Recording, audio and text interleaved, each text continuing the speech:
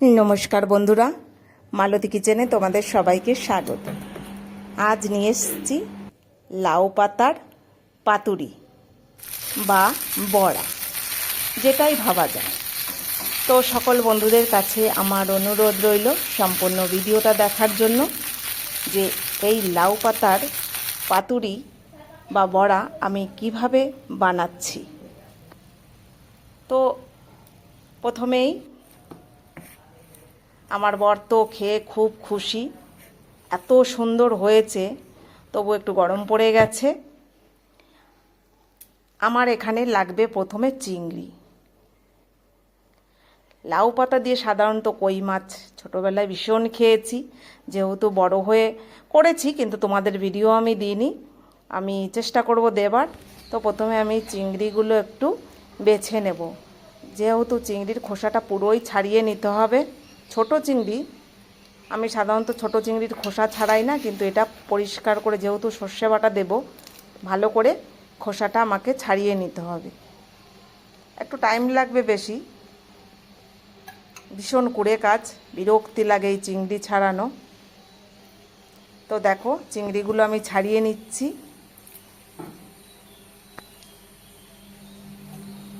তারপরে দেখো 500 চিংড়ির থেকে 250 বেরিয়েছে। তারপরে এখানে দিলাম কালো সর্ষে। কালো সর্ষের স্বাদ ঝাঁঝালো, কিন্তু অম্বল হয়। আর এখানে আমি হলুদ সর্ষেও কিছুটা দিয়েছি। হলুদ সর্ষে দিলে কি বলতো, একদম অম্বল হয় না। কয়েকটা কাঁচা লঙ্কাও দিয়েছি, পেস্ট করে নিলাম। তারপরে এখানে আমি খেসারির ডাল ভিজিয়ে রেখেছিলাম। খেসারির ডালটা একটু বড়া ফড়া করতে না একটু ভীষণ ভালো হয়, বেশ মুচমুচে হয়, সেই জন্য এখানে আমি খেসারির ডাল ব্যবহার করেছি। তো বেশি করে জল দিয়ে খেসারির ডালটাকে পিষে নেব, যেহেতু যেভাবে আমি ব্যাটারটা বানাবো সেইভাবেই দেখো পাতলা করে আমি পিষে নিয়েছি এটাকে। তারপর আবারও আমি এর ভেতরে কাঁচা লঙ্কা দিয়ে দিলাম, নুনও দিয়ে দিলাম। পরে আমি কিন্তু আর নুন মেশাবো না, ওই বাকি যে ডালটা আছে সেই ডালটা আর একবার ঘুরিয়ে নেব। তো দেখো পুরো পাতলা করে সেইভাবেই আমি একদম রেডি করে নিয়েছি।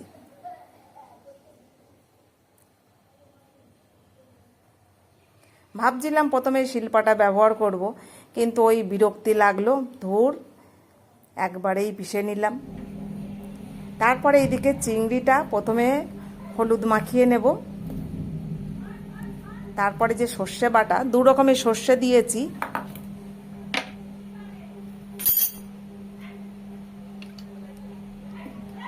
এখানে আমি সর্ষের তেল দিলাম। আর আমি নুন মাখিয়ে চিংড়িটাকে একটু জল ঝরিয়েছিলাম, সেই কারণে আমি নুনটা দিলাম না।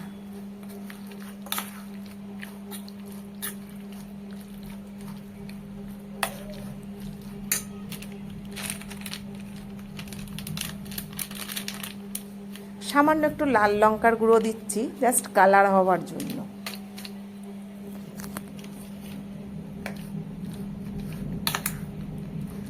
এবার এটাকে ভালো করে একটু মেখে নেব। আর এখানে আমি কিন্তু তেলের পরিমাণটা বলতে পারো খুবই কম দিয়েছি, যেহেতু তেল দিয়ে আবার ভাজা হবে, সেই কারণে আমি তেলের পরিমাণটা কম দিয়েছি। তো 2 দিন আগে আমি লাউ পাতা তুলে রেখেছিলাম, সেই লাউ পাতাটা দেখে একটু কালো কালো হয়ে গেছে। তো আমি আজ আবার এসে কটা কচি লাউ পাতা নিয়ে এসেছি, আর এটা কচি লাউ পাতা দিয়ে কিন্তু ভীষণ ভালো লাগে। তো প্রথমে আমি এরমভাবে দিয়ে একটা মুড়ে নেব। যেহেতু মাকে দেখতাম এই সমস্ত পাতুরি ফাতুরি করতে গেলে ওই যে কলা গাছের যে মানে কি বলতো, মা বলতো কলার ছোটা নিয়ে কটা তুলে, মানে কি বলবো, কি বোঝাতে পারছি না, ঠিক কলা গাছ থেকে যেটা দড়ির মতন পাওয়া যায় সেটাকে দিয়ে মা দেখতাম সুন্দর করে বেঁধে নিত। কিন্তু এখন সেই কলা গাছ তো আর দেখা যায় না খুব একটা, ওই জন্য একটু সুতো পেঁচিয়ে নিচ্ছি। ঠিক সুতোটা না পেঁচালেও হয়, সঙ্গে সঙ্গে সঙ্গে যদি একটা একটা করে আমি ব্যাটারের মধ্যে গুলে তেলের ওপর দিয়ে দিই না, তাহলে কিন্তু সুতোর প্রয়োজন হয় না। যেহেতু আমি আস্তে আস্তে করব, এটা করে আর একটা কাজ করব, শেষে হয়তো রান্না করব, সেই জন্য সুতোটাকে পেঁচিয়ে নিলাম। ঠিক এইভাবে আমি কয়েকটা বানিয়ে নেব। দেখো আবার একটা দিচ্ছি। আর চিংড়ির পরিমাণটা কিন্তু বেশ ভালোই আছে, অনেকটাই নিয়েছি। প্রথমটা একটু করতে দেরি হয়ে গেছে, দ্বিতীয়টা করতে আমার আর অত বেশি সময় লাগেনি।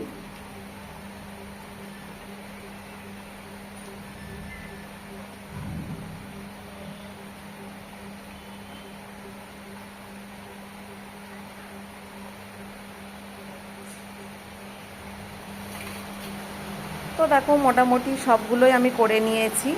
এবার এখানে আবার একটু গুছিয়ে রেখে বাকি কাজটা সেরে আসব। তারপরে ঠিক খাবার সময় আমি ভেজে নেব এগুলো। তো এদিকে ননস্টিকের প্যান বসিয়ে দিয়েছি। তবে হ্যাঁ, আমি খুব ভুল করেছি এটাকে বসিয়ে। আমার মনে হলো যদি কড়াই বসাতাম খুবই ভালো হতো। যেহেতু একটু আগে এই ছেলে পরোটা ভেজেছিল সকালবেলা, ওই জন্য আমি ধোয়া হয়নি, ও ঢাকা দিয়ে রেখেছিলাম, ওই জন্য এটাকেই ব্যবহার করলাম। কিন্তু কড়াইটা করলে সুবিধা হতো।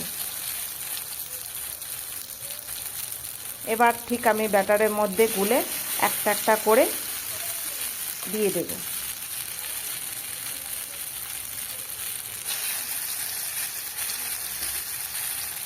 কড়াইতে দিলে কি বলতো, কড়াইতে মানে একটু ভালো, আমার মনে হয় যে ভাজাটা ভালো হতো, চারি সাইড দিয়ে ভাজা হতো। আর এটা ঠিক সাইড দিয়ে মনে হয় যেন ভাজা হয় না, ঠিক একটু সময় লাগে বেশি।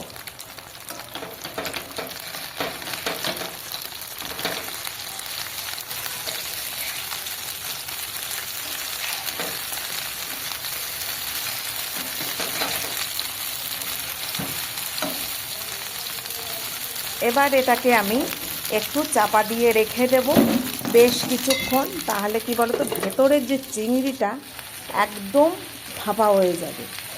আর ওপর থেকে এটাও, বড়াটাও আমার মুচমুচে মতো ভাজা হয়ে যাবে। বেশ একটু নেবু আছে, একটু টাইম দিয়ে করতে হবে, তাহলে কিন্তু চিংড়িটাও ভাপা হয়ে যাবে আর আমার এটাও বেশ ভাজা হবে।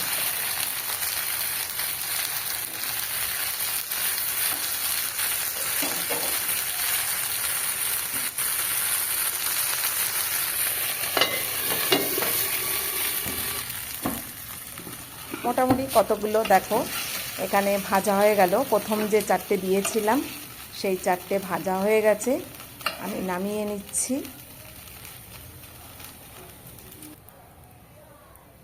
আবারও আমি দেব।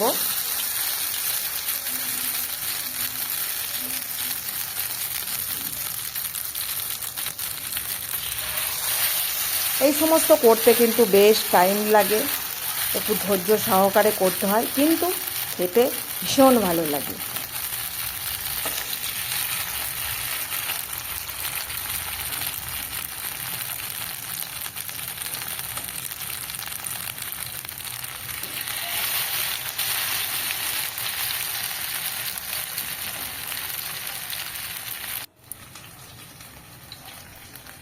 আর এই যে ব্যাটারটা, এটা আমি ফ্রিজে রেখে দেবো। এর মধ্যে পরে একটু পেঁয়াজ কুচিয়ে বেশ মুচমুচে বড়া হয়ে যাবে।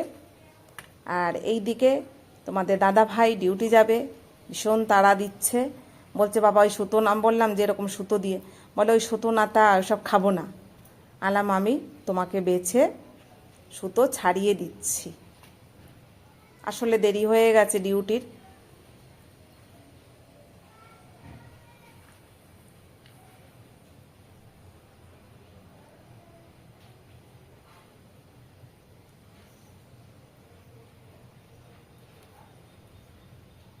দেখো সুন্দর ভাপা হয়ে গেছে আর নরমও হয়ে গেছে, খুব সুন্দর হয়ে গেছে। আর সুন্দর কিন্তু একটা গন্ধ বেরোচ্ছে, যেহেতু সর্ষে বাটা না, সেই জন্য। দেখো বলছে খুব ভালো হয়েছে, কিন্তু সত্যি আমি খাবার পরে দেখেছি ভীষণ ভালো হয়ে গেছে। ওপর থেকে বেশ একটা বড়ার মতন সুন্দর মনে হচ্ছে, একটা কি বড়া কি ফ্রাই করা আছে, আর ভেতরে এই চিংড়ির স্বাদটা কিন্তু ভীষণ ভালো হয়েছে খেতে। বন্ধুরা পারলে ঠিক আমার মতন এইভাবে চিংড়ি পাতুরি বা বড়া একটু বানিয়ে খেয়ে দেখো, ভীষণ ভালো লাগবে। বাদবাকি যেগুলো ছিল এদিকে ওকে খেতে দিয়েছি, আবার আর এক ঘরে আমি রান্না করছি। তো আবার যতগুলো ছিল আমি সব তুলে নিয়ে আসলাম। আর এগুলো বেশ একটু মুচমুচে ভাজা হয়েছে, তো টাইম দিয়ে করা হয়েছে। তো রোজকার মতন বলি, ভিডিওটা ভালো লাগলে লাইক কমেন্ট শেয়ার সাবস্ক্রাইব করে দিও। দেখা হবে পরের ভিডিওতে। ভালো থাকো, সুস্থ থাকো, ধন্যবাদ।